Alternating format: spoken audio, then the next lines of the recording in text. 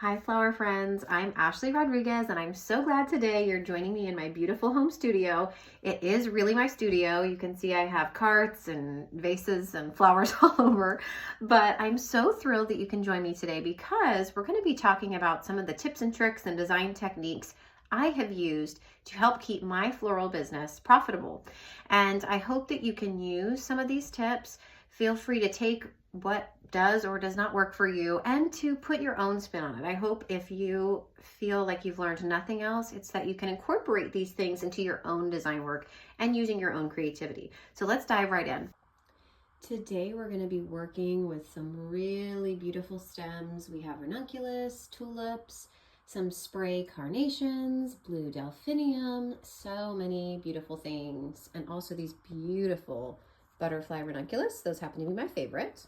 So to get us started, I want to share some of my favorite tricks for creating kind of a different look with pretty typical flowers, right? So today I'm going to be sharing some of my favorite little tips and tricks for a tulip and a carnation. So things that are easily sourceable, typically have a cheaper cost per stem price.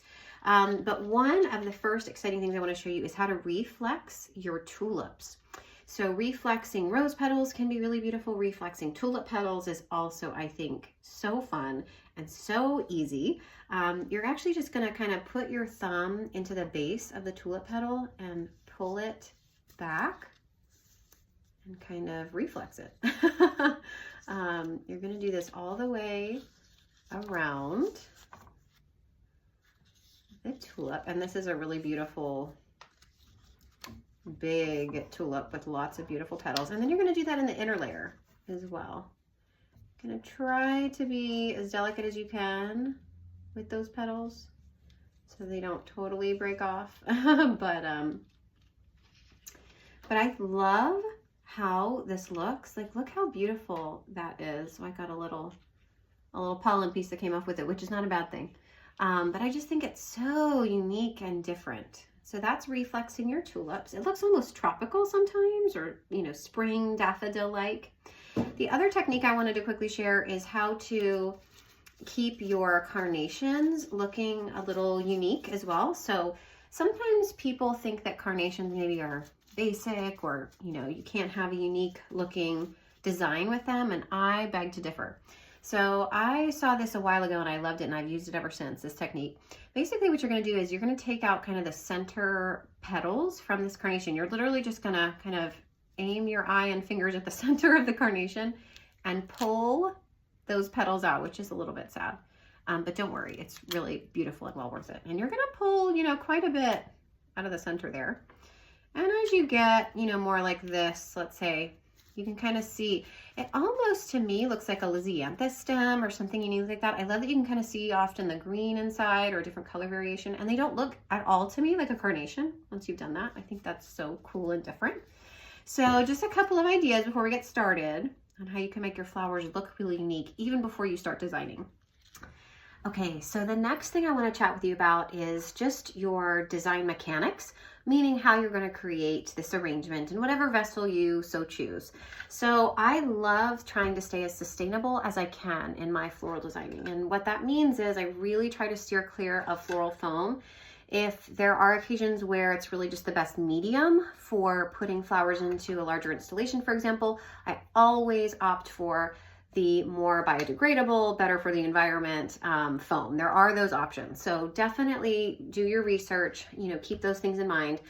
But often, I really, like I said, try to avoid the foams in general. And the way that I do that are with kind of two general rules.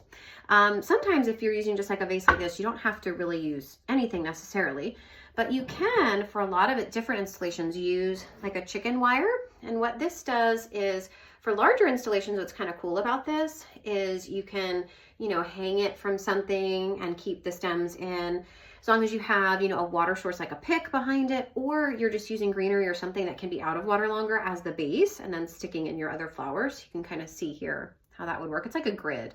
The other cool thing about chicken wire is that you can kind of form it into like a ball like I've done here.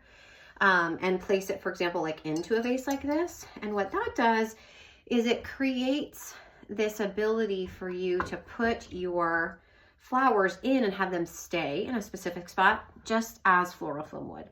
If you're going to be doing something like this in a vase, I would definitely recommend using your floral tape. What you're going to want to do is just simply put it over the edge, almost like in a crisscross pattern, I would say. And then I typically do like another one across it. Simple, definitely an easy way to keep your arrangement in place, sustainable, all those great things. You can reuse it. The other piece of advice that I would have for mechanics and being sustainable in your mechanics is to use something called a pin frog. And I love these. This is a cool clear plastic one actually that I use. I also have metal ones in all shapes and sizes. This also I love because it comes with suctions. And so I either will put putty on that or just use the suction, and you can put that inside your vase. See that? And then fill it with water, and then things can really stick into the pin frog. With a vase like this, you really wouldn't need to use a pin frog. This would really be used for something like a smaller, maybe compote, or if you're wanting to do like a ikebana style, you could actually just have this even on the table, have some beautiful stems coming up from it, maybe have some moss or something to cover the base if you wanted to. But this is really something that can be used in a lot of different ways for a lot of different functions, and I love them. Okay, and finally, when we're talking about designing, I cannot recommend highly enough getting a color wheel chart to kind of see how colors interact with each other.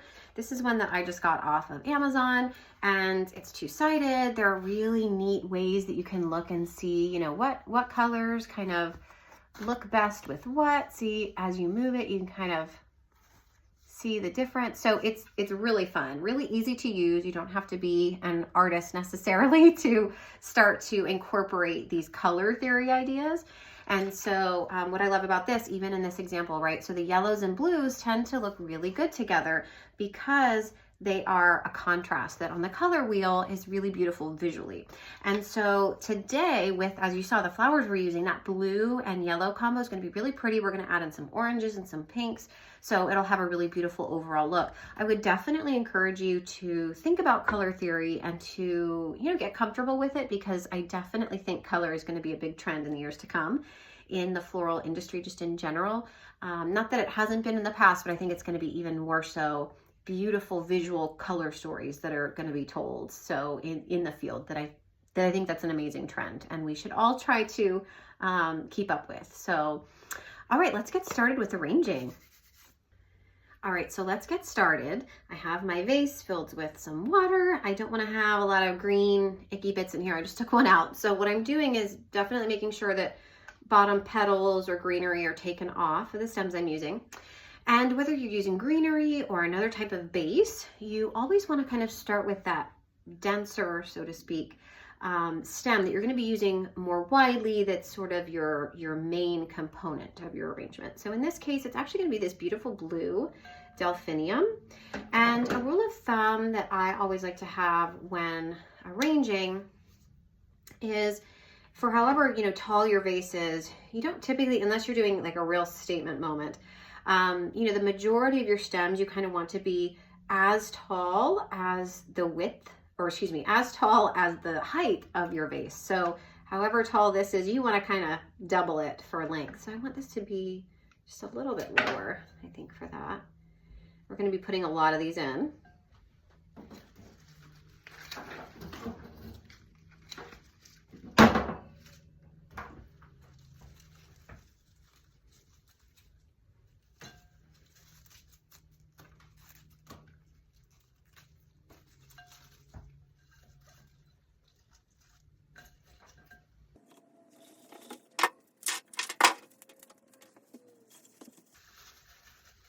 And you can see here, I actually do have some variety in the height, and that is something that you want. So while I have, you know, the highest is sort of that equal distance tall as the vase is itself, I also have some shorter ones here, a little bit in the front. I have some varying heights, which make it look really full and beautiful.